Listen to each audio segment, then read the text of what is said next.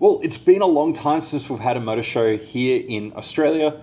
The last one in Melbourne was 15 years ago, and the last one that I went to was the last international motor show that we had in Sydney. That was way back in 2012. When word came around that there was a motor show coming back into Melbourne, I definitely wanted to be part of that, and thankfully we're able to get an invitation to be part of the media preview that happened on the Friday night beforehand, and that was really the chance for the car brands that were there to have a quick chance to pitch their new models, unveil some things, and give us a show of what the show for the general public was going to be like across the next couple of days. Now, the pitch was really, it was 7 minutes each brand that they had, and they had that time to do their unveils, and there were 15 cars revealed across 11 different brands. Really, it was a short and fast time to really get around and see these cars and get a chance to see what the show was going to look like. I'm going to go through some of those unveilings that had happened across all of the different brands. So let's jump into it. The first brand that was up was Tesla. Tesla's been in the news quite a lot, particularly for international. They've had some struggles with their sales, but that didn't stop them from bringing a few different vehicles to actually show off for the motor show. The first one being the newly updated Model Y. So this has had some updates inside and out, quite nice updates, I have to say, and also the rear tailgate, where the brake light is and where the branding is, actually looks really nice up close. They also had a Tesla bot on display, non-functional, but it was there on the floor, as well as a Cybertruck. And what was most notable about the Cybertruck was actually the other executives across the night. As we were being ferried around to all the different stands, seeing some of those executives, after we had finished with their floor, actually going and having a fairly in-depth look at the Cybertruck, and some of the reactions were very interesting in terms of some of confusion, some of that's interesting that they've done that, and I have to say it is a very interesting car to see up close, to see all the different panels, particularly correlating it to some of the news around recalls, etc. for the Cybertruck. So it is very, it definitely does have some presence when you do get up close, and it is certainly one that, if you do have a chance to go see it in person. It is a fascinating thing, and that's all I'll say on that. Next up, they had JAC, or Jack, which is actually how the executives were calling it.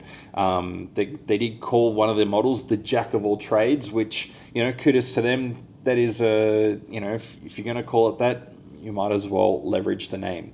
But they revealed 3 models. The first one was the Jack Define, which was a concept-only car. There's no plans to put into production or even to take a version of it into production, but it is really a forward-looking Jag XJ220-esque looking car, if you ask me.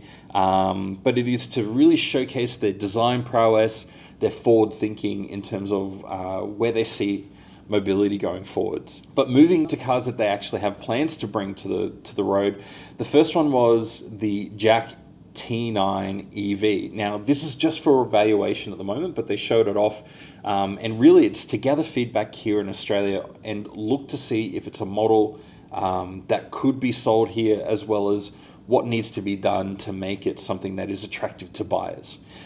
Then the final model that they revealed was the Jack Hunter Fev. Now, this is based on the T9 dual cab ute, that 4x4 ute that they have, but this was a global reveal, and it will be available next year. Now, it's got a ton of power, 385 kilowatts of power and 1,000 newton meters of torque. That is with a tri-motor setup. So the first one is a 2-litre turbo petrol engine, and then front and rear electric motors. They're saying it can do 100 kilometers of EV-only driving, and it has a V2L capability for power tools, appliances, etc. So you can plug in a normal plug into the back and be able to utilize the battery power that it has. Next up was MG, and they had a very sizable setup here at the Melbourne Motor Show. They had 6 models to be shown. Their leading car is, well, it's not a car, it's a ute. And it seems to be the flavour for a lot of brands to be bringing utes this year or next year to the Australian market. But it's the U9, and the interior fit and finish was actually really nice. It's inspired by a lot of American pickup trucks, but not as polarizing as, say, the Kia Tasman Ute, which we saw later on in the preview. But this does some really interesting things and brings some ideas which I'm surprised others haven't brought to the Australian market, such as the tailgate, which has a step integrated. So that integrated step allows you to move into the Ute, into the tray, without needing to climb up awkwardly onto the tailgate or onto the wheel and over the side. So it means that you fold it down, you have a step, and you simply fold it away. It makes great sense, and a lot of others, like I said, in the States have already done this, and it's nice to see it in this one.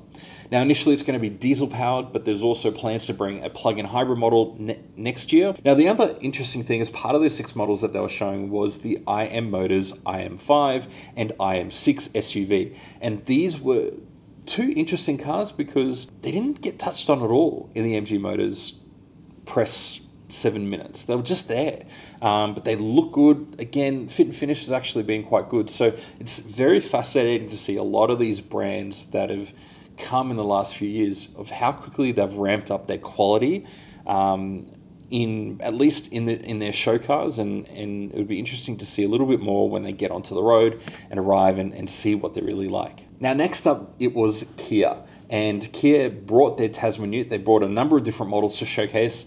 In addition to, they had a single K4, which is their 4-door sedan. They also had the electric EV5 and their newly released EV3. Now, to help launch the Tasman Ute here at the Motor Show, they had Dylan Alcott, the Aussie tennis legend, there to share his comments and thoughts on the vehicle. He's a brand ambassador for Kia and has been doing a lot of advertisements and commercial shoots for the Kia Tasman Ute ahead of its launch. And he had some interesting stories to share about what they've been doing and burning around in the Kia Tasman Ute. Now, it is interesting, Kia had fairly terrible lighting for their stand. It wasn't actually good at all. It didn't do a great job of highlighting the Kia Tasman and everything that they've brought along to the show.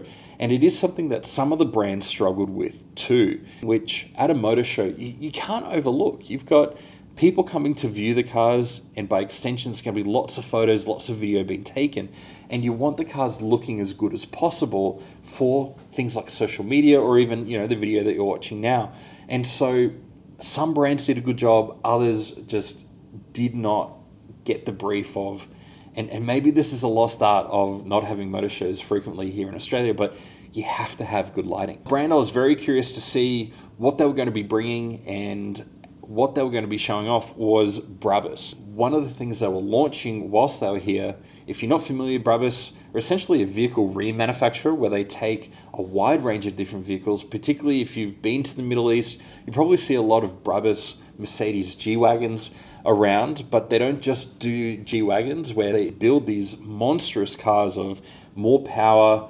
They change the body kits, they change the interiors and make these really interesting looking cars. And so they had a whole range of them on display. They had Rolls Royces, they had McLarens, they even had a smart car with the new model #3 and some work they've done with that, as well as a whole plethora of G-Wagons. And one of the ones that they were unveiling for Australia was the Brabus 800 4x4 squared edition. And so this has got a 0-100 in 4.6 seconds. It's got 1,000 Newton meters of torque, 588 kilowatts or 800 horsepower under the hood. But the key thing, this thing was huge. It was taller than, it made the G-Wagon next to it look tiny. It really did.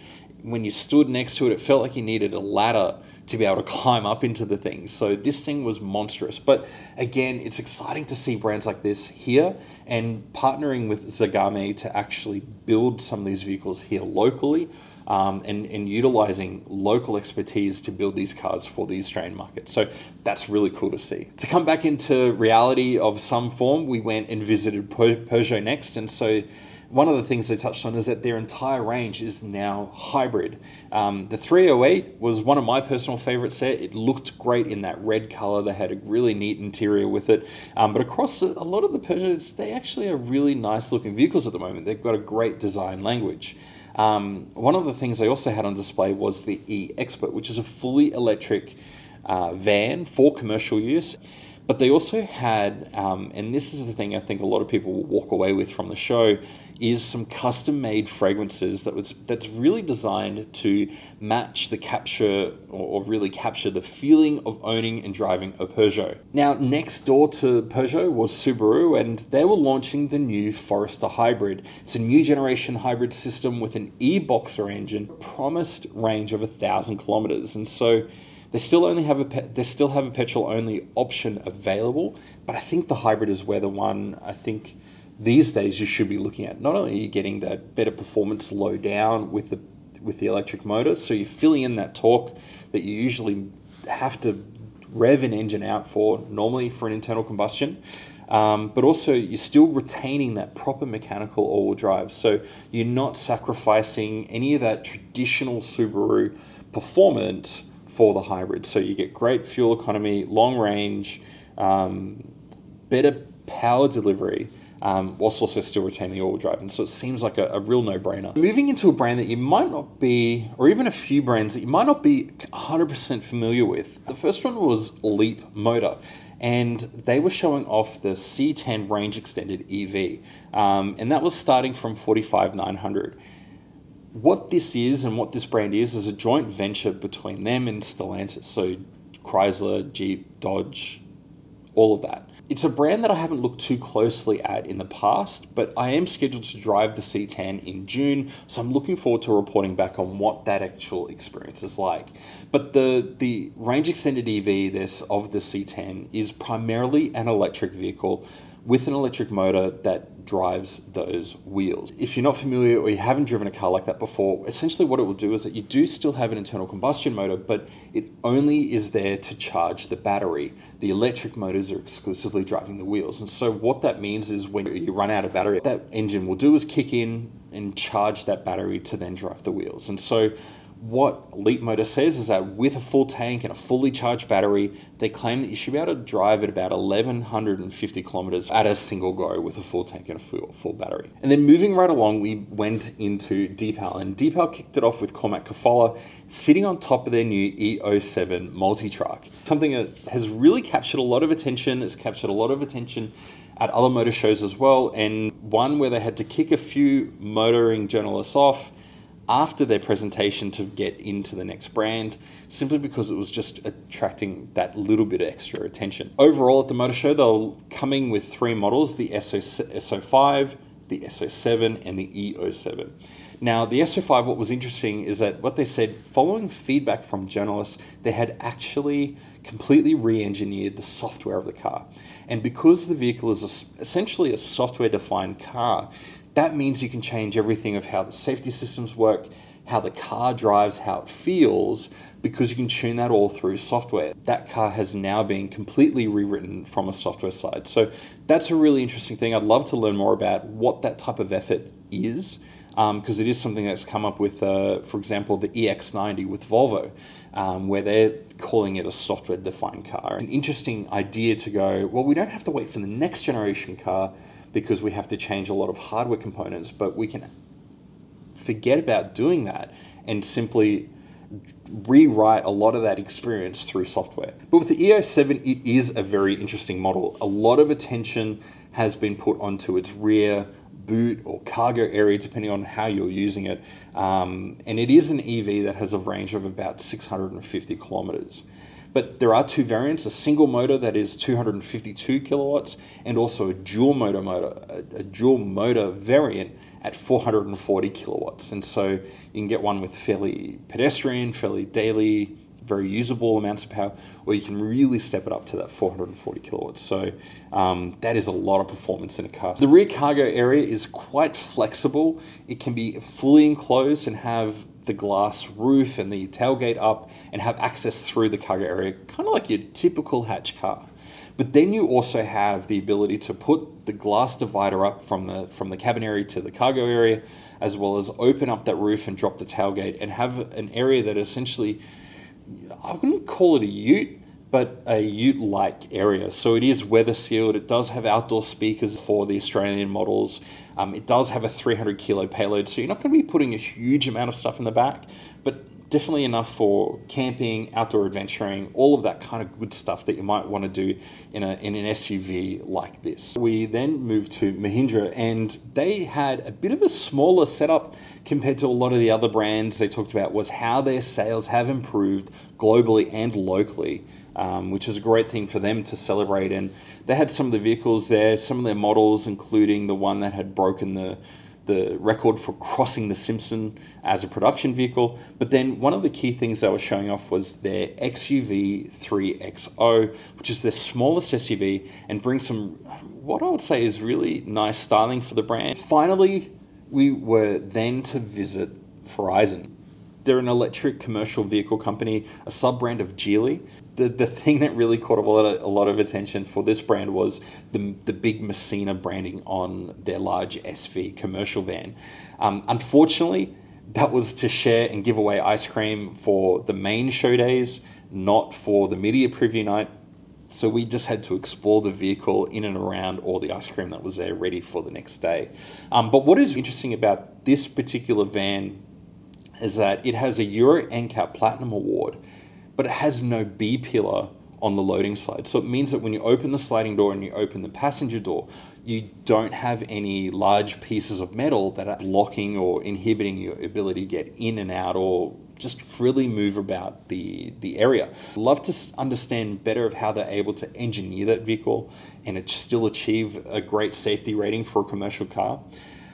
Those small considerations that have been built into their commercial vehicles, such as removing the B-pillar, is also things like ventilated seats. Ventilated seats is something I always get extremely happy to see, particularly when I am in Queensland. We have very hot summers, and so turning on those cooled seats makes such a big difference. But in a commercial vehicle, you can see how something like that would make you feel so much better as a driver, in and out constantly in the heat, and having somewhere that's just a little bit more comfortable to be when you're driving around. Little considerations like that go such a long way. Well, it's exciting to have a motor show like this back. Whilst I would have loved to have seen some other brands here, it's still such a solid showing for the first thing returning of its kind in such a long time. And the mixture of brands is really quite interesting to see. We've got a lot of new challenges. We had some incumbent ones, but it is something to watch, I think, particularly when speaking with the organizers, they are keen to bring this back next year. So in that second iteration, I do want to see, maybe we'll keep track of what brands do end up coming back and what brands do come for the first time in the second year. It is interesting to see also where we had brands like Porsche there, but they didn't have any they weren't part of the media preview, but they did have the new Macan, which is fully electric, as well as the Taycan Turbo GT, which is an incredibly bonkers car. I don't know who it's for, but I'm glad that it exists. It isn't at the same level as previous motor shows have been, but they were very much an industry-wide thing where you had all sorts of brands participating. You had Lamborghini bringing the Sesto Elemento, their ultra limited edition car that wasn't even being sold in Australia. They're doing the rounds. You had a range of different brands, and we're not quite there yet, but I do think we'll get there at some stage, particularly following the success of this particular weekend. It is a shame that, again, the same organisers did take away that ability for us to go and see the show again. We would have bought our own ticket if we knew that the show was going to sell out and they were not going to promise a ticket for us. So that is a bit of a shame. We would have loved to have seen the other exhibitors who invested money. We invested money to be here. We flew down out of our own pocket. We paid for accommodation. This is where we're here. But at least, we were able to see a good preview of what the show would be like at the media preview. But I will just leave on one thing where once upon a time that I did come across would have been the headline acts if it was 2015. And that was the LaFerrari and the Porsche 918 Spyder. They were just sitting in the corner. They are hybrid vehicles, still extremely relevant in terms of the technology they have. They're still amazingly fast. They're collectible, they're desirable, but the focus was all on the other vehicles, the utes, the electric cars, etc. We had these two out of the Holy Trinity. They're just sitting quietly on their own. So beautiful to see. I think it'd be nice to have some more vehicles like that at a future show. But hopefully this has been a great preview of what was there. If you couldn't make it to the Melbourne Motor Show, and subscribe, we'll do some more of this, and we'll see you soon.